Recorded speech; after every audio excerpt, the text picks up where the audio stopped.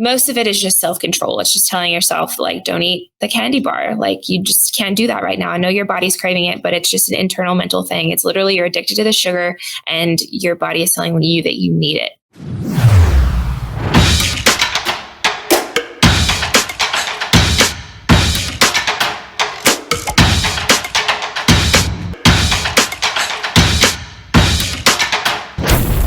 What's up, guys? Welcome to the Heads Up Advisor podcast. Today we're going to be talking a little bit about our own health, eating healthier. I know we're not fans of the wellness industry with regards to healthcare, but we're going to be talking about being a busy salesperson, entrepreneur, running around. What can we be eating, diet, different things like that. And today's guest I have from the CEO of Welliance, Nikki Cohn-Byrd. Welcome to the show, Nikki. Hey, thank you very much. Glad to be here. So my understanding is you're an ex-insurance person. Is that correct?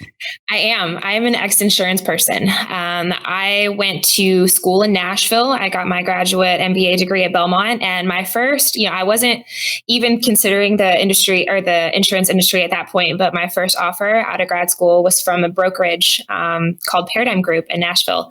And I jumped in with them, and it was a wonderful culture. And they were a relatively small, privately owned business. They had a ton of clients in the Middle Tennessee area. And I started out as an account advisor. And within my first year, I moved up to manage their small to medium-sized book of business for the company. And I was there for another couple years. Now, did you guys do any corporate wellness and things like that there? Or? Yes, we did. We had our own in-house personal wellness advisor. And so she was in charge of helping our clients either improve the outcomes of their health plan wellness program or setting up like a TPA wellness program. Yeah, so we are not fans of. Yes, Greg's getting a little choked up here. We are not fans of the corporate wellness industry, but we Likewise. are. Yeah. Oh, there we go. So there's we recognize the assets of being a recovering insurance professional, especially in the background of wellness. Yeah. It's kind of funny. So now you flipped over and said, I want to do one-on-one coaching with entrepreneurs, C-suite executives on how to eat better and healthier. And I guess I assume more productivity, better energy, because that's what I recently have started to do. And that's the reason I did it. Yeah, absolutely. So, everybody has their individual motivations, right? For somebody who's an insanely busy professional or an insanely busy entrepreneur. And my personal preferences is I'm not just doing it for the aesthetic benefit, right? You do it because you have so much like mental responsibility. You have so much physical responsibility to your clients, to your employees, to all the stuff that you need to be doing to build your business. And if you don't have ample energy to do that, like you're not the only one who's going to suffer. You're going to be at your best whenever you are taken care of to your highest. Like you're the engine to the car that you're trying to run, right? And if that's not fueled correctly, then it's not really going to go anywhere, if you get that analogy. But yeah. Hey, John, since he started hanging around in California, has come into the realization that pizza is not a complete meal. Yeah, I just don't get any pizza out here anymore, which is it's good and I guess it's good and bad. It's bad when I can't get what I want. I want my slice of pizza and I want it fast, but it's good because I'm not eating the carbs and stuff like that. So I started going on looking for stuff because I started getting laggage in energy. This is the only reason I started to try to figure out healthy. I've been fairly skinny my whole life. Now it's starting to catch up to you, but I started feeling it from an energy standpoint. I said, what the hell's going on? Yeah. Watch a Netflix special on I think it was called The Magic Pill. If you haven't watched, it's on keto, and started saying, all right, let me try this. This looks legit. This has hit me where I need energy. So why don't we start on that? What is your thoughts about the keto diet and some of the things out there that people may hear about and have tried? I would say that's probably the biggest hindrance for everyone is they get so caught up on how many different things are out there that they're like, this is really confusing. Like, what should I be doing? And it's just now starting to be at the point where the trend of personalized nutrition is really coming to light, but it's still sort of prohibitive for some people. And a lot of people are just at the point where they just want, literally, give me a list, tell me exactly what I need to be doing, and I'll do that, because I don't want to make that many decisions. And I think that's where like the quote unquote fad diets really gained in popularity, is just you try to have like as non-black and white as you possibly can. You tell them exactly what you need to eat. For the keto, it's very straightforward. It's low carb, high fat. You need to avoid essentially grains. There's no bread, hardly any legumes. Forget about rice. Forget about quinoa. Eat your lean proteins. Eat your healthy fats, your avocados, your olive oils, and all that good stuff. Make sure you're getting your healthy vegetables in, and essentially that's the keto. But my whole point of view on that, and that's not to say that it is not effective for some people. It is so very effective for some people. And I want to say that those people are the ones that like I said, are just starting out and they're wanting something that's insanely straightforward. And also people who, already have a chronic disease. Keto is insanely good for chronic disease like diabetes, pre-diabetes, because what it does is, research is proving that the bad bacteria and the germs in your gut, they feed off the sugar that you get from carbs. So when you eliminate those and you go on the keto diet, you're essentially starving out those diseases, those infections, those bad bugs, and you have better energy, you have better digestion, and it really helps treat those diseases. But then, there is a very sort of fine line between the people that it works for and the people that it does not. Some people feel, and this was my case, that it was very, very difficult to maintain. And that was because I was constantly on the go, constantly on the road. There are very few things that you can get out and about unless you know exactly what is in it. That's the problem. Yeah. When you're out on the road, there's nothing keto based and nothing works. For sure. If you're going to a restaurant or, even a fast food joint, you don't know 110% everything that's in your food. So, it's difficult to stick to that, plus your lack of options is difficult for people on the road. And not to mention, when you first start out with keto, if you were somebody who is very high carb to begin with, and you ate a lot of bread, you ate a lot of sugar laden foods, a lot of processed foods, and you go cold turkey keto, you feel like crap, for the first however long, and they call that the keto flu. And that's just because your body is literally withdrawing from the sugars, and it's switching you over to be fat fueled. And that can take anywhere from 2 months to an entire year. It's funny. I have a twin brother that is in Japan, and he actually saw it and did the keto at the same time, not even knowing I was doing it. And he's gotten a little sick from it. I haven't. Yeah. It was it was like you said, what I liked about it was fairly simple to understand, which I want to go into is some of this shit is just too complex. I mean, we're in a world where we teach healthcare to employers and it's just too complex. That's why it doesn't work and nobody gets it until it's simplified, which the industry won't allow it to be. It's never going to be fixed. So I looked at keto as like, okay, don't eat bread, don't eat carbs, no sugar, and try to eat protein and eat a lot of avocados. Yeah. So it was somewhat simple. Would I say it was 100% keto based? No, but shit, I was going in the right direction. So, most of the insurance agents out there are probably eating like shit. We're overweight. Would you agree, Craig? Yeah. Besides you, because you're 6'6". It's like everything else in business. Right? Perfect is the enemy of good. And yeah.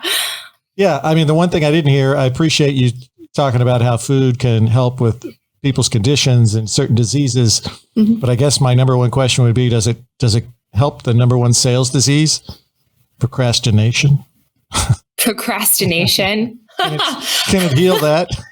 Oh gosh, I don't know. I guess it depends on what sort of energy you do or do not get from what you're eating. If you have like zero energy, you can't do anything. So you might as well just wait till the last minute. But I doubt that can be solved by diets. So like what's a couple easy steps that from a standpoint, it's 2020, we want to pick up more energy. We want to help with stress levels. Mm-hmm. What are some of the things that we could be doing as insurance agents to get in the right direction and keep it very simple? Because if we give too many shiny objects to these brokers, forget about it. Single syllables. Sure. Single syllables. Sure.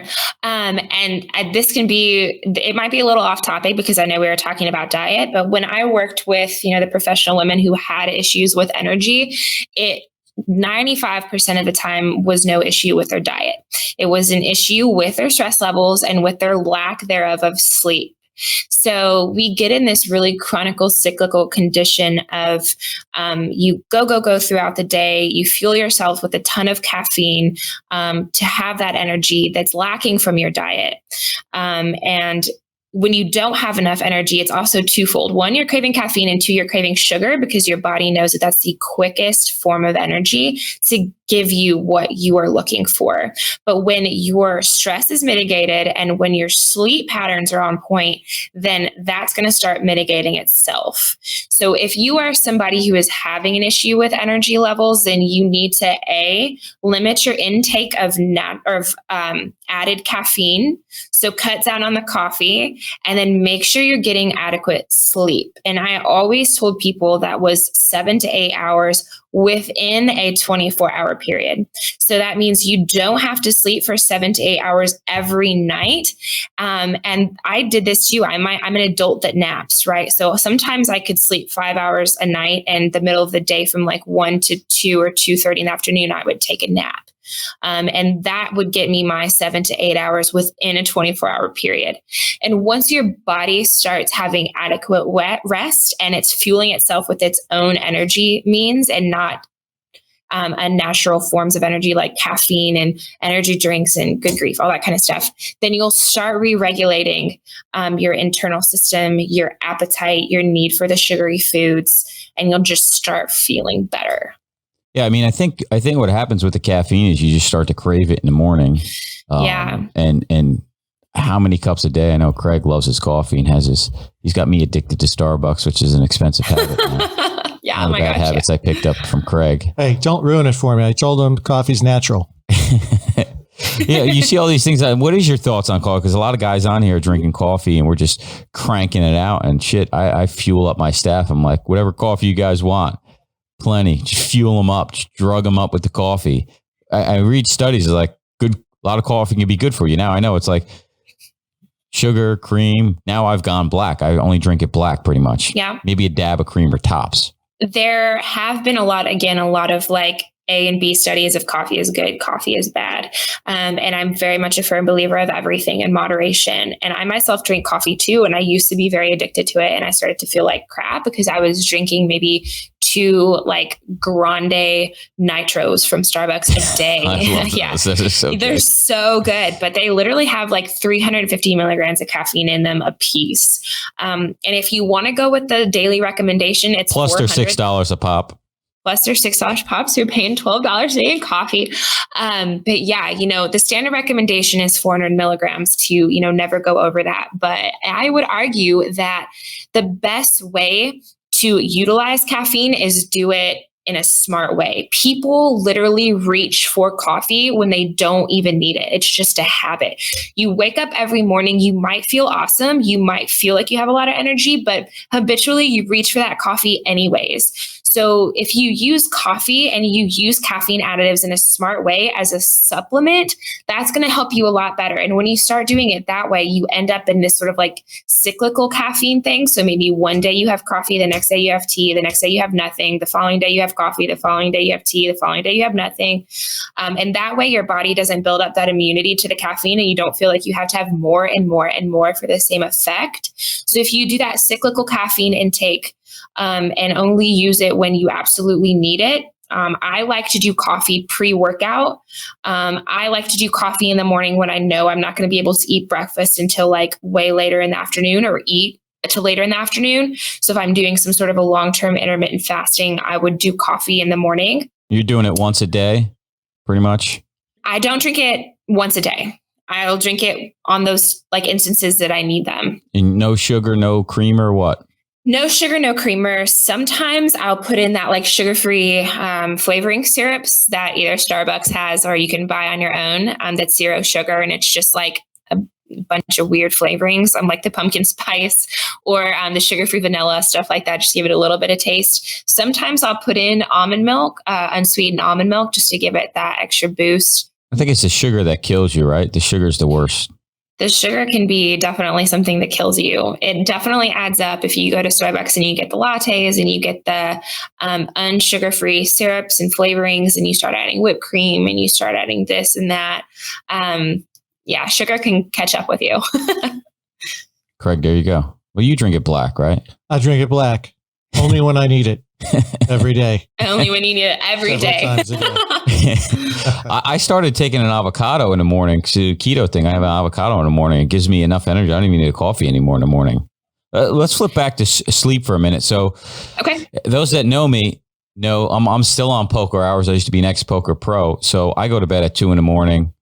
I don't get up early. I'm not going to tell you what time I get up because you guys might start calling me before I get up. But you read all this stuff of influence online. Oh, you got to get up at 4:30, you get at 5 o'clock. And then you read shit like Jeff Bezos or Mark Zuckerberg go to the office at like 10 o'clock a.m. like I do. Mm-hmm. Like, does it really matter the time of the day as long as you're getting the certain number of hours of sleep that you're suggesting here? No, it doesn't matter.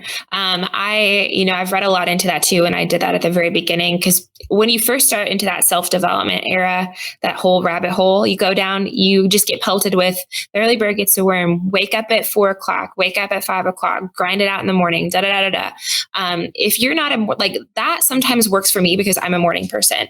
But if you're not a morning person and you're literally going against your nature to wake up insanely early just to try to get that extra edge, it doesn't matter how much time you're spending on something. It's the quality of the time that you're spending on something. So if you're waking up at 4 o'clock, but you're absolutely non-productive and you just feel like a slug for the first few hours of the morning and you're getting nothing done, just saying that you woke up at 4 o'clock, but you were totally unproductive, you just felt like crap the whole time. That's no different than going to bed at 2 and waking up at 10, versus going to bed at 10 and waking up at 6, right? So it doesn't matter.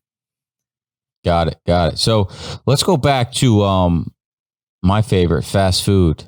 We're on the run. Most of us ain't packing a lunch. We ain't stopping for lunch because everything's on the go. I don't take a lunch. I'm usually shoveling something in my mouth, usually pizza in between my calls or while I'm on my calls. So what's some simple things, or like you said, it's hard to eat while you're out. What are some ideas or some places that maybe we could go to when we're on the road? I also got that all the time, that fast food was like your only option. It might seem like it's your only option, but my question is it really? I would almost prefer people to go to gas stations or even small convenience stores and pick up food that's literally as close to the source as you possibly can get it. And that's my big tip. If you're going into the grocery store, or you're going into a convenience store or a gas station and you're looking at like a pack of Oreos or a pack of Cheetos versus like a beef jerky or a pack of nuts, consider which one is literally as close to being a natural food as possible. Oreos, Cheetos, you won't find them growing on a tree, and they're pretty processed, they're packaged, they have way more ingredients than you could even pronounce, versus like a beef jerky, right? You might have a lot of added salt, but it's encased beef. Same with nuts. They might have added salt, but they're just nuts, right? So if you're going into a convenience store, my picks would be nuts, beef jerky, tuna packs, hard-boiled eggs, even the packaged cheeses, like those I would pick over anything else. And if you do have to go to a fast food joint, the same rule still applies. Food that is as close to the source as you possibly could get. Maybe like a grilled chicken sandwich without the bread. Do a small side salad instead of fries. Even get a salad that's there, but just be careful with the dressing. Your bodies are very, very intuitive. Your brain's going to try to talk you out of things because of what you want, but your body knows what it needs. So if you think about your primordial history, if you were, your ancestors living back in the day, would they choose the hamburger or would they choose the piece of grilled chicken? It's sort of like, what's a natural food? What would a human body consume or want to consume? What do you think would fuel your body? And fast food's not the best choice, but these days, you probably find somewhere like Subway, even a Panera, Chick-fil-A. That have a little something that one thing on the bottom right corner of the menu that might work for you. Hey, I'm famous for. I'll tell you a funny story. In Wisconsin, client takes me to a burger joint. And of course I knew they didn't know what the hell I was going to ask, but I said, yeah, let me have a burger, no cheese, protein style. Guy looks at me, he says, huh? What's protein style? I said, no bun, just wrap it in lettuce. He's like, we don't do that here. So, Jersey, they go, just don't eat the bun. I did that. I did that at a Five Guys in New Jersey, and I knew it was coming. She looked at me. She goes, "What?" I said, "You get in Jersey? What?" Yeah. I apologize. I say I'm from California. Don't worry about it. I'm surprised in Wisconsin the guy wasn't more surprised about you asking for no cheese. You mentioned one thing. So what I dealt with on the keto diet too was these. I want to talk about is cravings. So your mind and it just starts telling you, "Ooh, you want all these sugary items, and every day I want candy because I love candy," and you start dealing with these cravings. Mm-hmm. It did eventually go away, but I mean, how do you get over that in the beginning? Because your body is just going to tell you, no, this is what I want. Yeah. Carbs. I want pizza. Yeah. And that's one of the reasons why I'm not like a huge fan of keto is just because literally the biggest thing for anyone, especially those who are busy with any diet, honestly, is adherence. It's consistency and adherence. And that's one of the biggest reasons why I don't promote the keto, because it is, most of it is just self-control. It's just telling yourself, like, don't eat the candy bar. Like, you just can't do that right now. I know your body's craving it, but it's just an internal mental thing. It's literally you're addicted to the sugar and your body is telling you that you need it now. But still some people can't get past that. And that's just one of the reasons why keto could be way more difficult for some people if I don't want to even say willpower, but yeah, at the very beginning, you're going to have those cravings. Drinking a lot of water, eating a lot of lean proteins, even just like fueling yourself with very fibrous vegetables, because fiber is the stuff that makes you feel full. And even though you might mentally are craving that sugar, your body is signaling you that you're full. You don't need to eat anything. So if you just pack up on those veggies, full of fiber, it should help stave off the cravings. Nikki, you made a great point. It's not about the will. Most people don't have willpower. It's just about the skill. That's kind of the point of the show today is like build awareness so that you can become aware of what the right things are, the right choices. Like in Europe, when you go to eat a meal, that is a meal. That's a portion. That's a serving size. That is right. In America, it's all supersized. In Japan, you eat until you're 80% full and then you're done. Yeah. So, portion control. What helped me, and I fell out of it because I went back to Jersey and I started eating a lot of pizza again. I did horrible last month, but I had the delivery service. It was I think it was called Kettlebell Kitchen. I was doing awesome. I loved it. And it was the biggest thing too, I think, was portion control, because we eat until we're full. We just start craving and I'm starving. Craig's the only person I know that eats faster than me, but you just keep eating and eating and eating until, okay, I'm full. When in reality, you're already full, but it takes 10 minutes for your brain to realize you're full. So those keto thing, or those packaged, those pre-cooked meals that are fair, allows you to eat healthier. Those would be my suggestion for anybody listening. Is they're fairly cheap after what you spend eating out anyway, and the savings from a time standpoint is worth its weight in gold. Healthier food, you can pick it out, it gets delivered to you, you pull it out of the fridge, put it in the microwave for 30 or 40 seconds, boom, you're ready. But like Craig said, it's portion control, and that alone will make a big difference. For sure. Yeah, portion control and stop eating shit. I think that's the first step. What are a couple things that are big no-nos? If you could take the top 5 or so, like, hey, stay away from this, and this. Soda's a big one because of how much sugar is in it. Definitely stay away from very, very sugary foods early in the morning. That's like a huge detriment to the rest of your daily energy. You'll feel great at the beginning. You'll crash literally 2 hours later. And that could be pancakes, French toast, a bunch of fruit, even though that's natural sugar.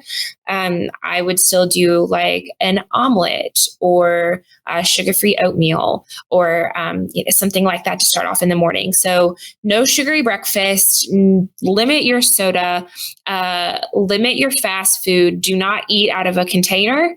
That's one of the biggest things with portion control is people will just reach into the refrigerator or to the cabinet and pull out the entire bag, the entire box, the entire carton and just start eating out of it. Always pre-portion your foods. That's going to help you like limit what you're eating and make you very cognizant of how much you're eating. Can I add something here? Yes. It's a secret sugary meal that people think they're eating healthy for breakfast and they have a giant bowl of fruit. Or they have a smoothie from a smoothie bar. Yeah. Or like an acai bowl. It's a caffeine replacement. Well, they're not good either, huh? The acai bowls and a lot of sugar, very, very sugary, especially people are I had to stop eating my healthy cereal. So found out that's not that good either after watching a keto video. No more cereal for me. That was my favorite. That was my morning meal. Now I just do the avocado. Avocados. So MCT oil. MCT oil is great. Vodka and Red Bulls out then? Vodka and Red Bulls out. Yeah, let's talk about that for a minute because I went from drinking IPA beers, which I know obviously are fattening. Can't get a buzz anymore. That's why I stopped drinking them. Now they shift me over here to the California side drinking wine, but get a little bit better buzz. But there's a lot of sugar in wine, I think, right? Wine ain't the greatest. It depends on the kind of wine. White wine is a lot more sugary than red wine. What about vodka and all those other alcohol drinks? So fortunately, pure spirits they don't have carbs, but they do have calories. So whenever you are drinking that kind of stuff, if I tell people limit it to at least 1 or 2 a week and that's it. I will always say red wine over anything else. The second's going to be pure spirits. And if you do pure spirits with water and a water flavoring, that's really all I tell people is like spirits with water and a water flavoring. So you're still hydrating, sugarless. And God forbid they have already, put out some of those like low in calorie alcohols, the spiked seltzer water, beers are coming out with like the lower carb, lighter options. And that industry is trying to catch up with people's preferences. White Claw. To me, it tastes terrible, but people love it because it's like you can drink without the guilt. And I think that's what everyone wants. That's like a low carb, no sugar. It's a seltzer beer. Seltzer water. Mm-hmm. I had one recently. Sounds tasteless. Hey, Nikki, you brushed over the number one thing on the list again was red what? Red wine. Oh, see, hey. Yeah, I'm slow. I'm drinking a white wine right now, but I'm working my way over. Got me drinking wine already, so hey. Guys in California, we get the home in Napa Valley. Are you kidding me? Home in Napa, yeah. Good, baby. So I think we covered a lot. I want to close with if somebody's listening and they're struggling with what they're eating and stuff, what do you teach your students? What's some easy steps that I could take for 2020 to start taking baby steps in the right direction? Nothing that's like, hey, you got to cut all this stuff out. Like, what are little steps through their whole routine that they could work on over the next 90 days and start getting on the right track? Absolutely. First and foremost, the number one thing is going to be mindset based, and it's just going to be prioritization. You're never going to commit to something unless you really put it to a memory that this is something that you're going to prioritize in the new year or for the rest of your life or whatever it is you're trying to do. Just making very certain that this is something that's always in the forefront of your mind. You're always going to address it. And then start identifying small pieces throughout your daily routine that you can address gradually. As a busy person, as an agent on the road, as somebody who's working all the time, you don't need to bite off more than you can chew because, again, like I talked about before, adherence is key. So, the slower you move into something, the more able you are going to sustain it. So once you prioritize that your health and wellness is going to be something that you focus on, then you pick maybe one area that you start with, start addressing that until you have almost mastered it. And then you can start adding new things. So if you want to clean up your diet first. Then you can start adding your meditation. You can start adding your exercise. And then once you have that plan in place, the third recommendation would be to just find some sort of accountability. You don't have to get a coach. You don't have to plaster all over social media. If you just want to write it down and put a note on your phone, put a note on your computer, put a note on your refrigerator, tell your spouse, tell a partner, and just get somebody on board with you to just really, it's not just you anymore that you kind of have that commitment to. It's a relationship that something's at stake for someone else as well. Yeah, put a little bet on it, I guess, right? Or even put a bet publicized bet. I saw somebody do that. I think that works well. Hey, you got to shovel out a lot of money on a bet. You might get your ass to the gym and stop eating crap. Yeah, we need on it. People need a little fire on their ass. They need a motivator. We like Craig said earlier, we like to procrastinate. But I'm going to end it there. Nikki, thanks so much for joining us today. Absolutely. Appreciate all the tips. Where can they find more about tips and things that you put out? Where should they go check out? So you can check me out at my website. It's Welliance America. So it's WELLIANCE. That's my website. And then everywhere on social media, it's just under my name. And it's Nikki, Nikki, and Cohn-Byrd is COHN-BYRD. All right, guys, we'll end it there. See you on the next one. Take care.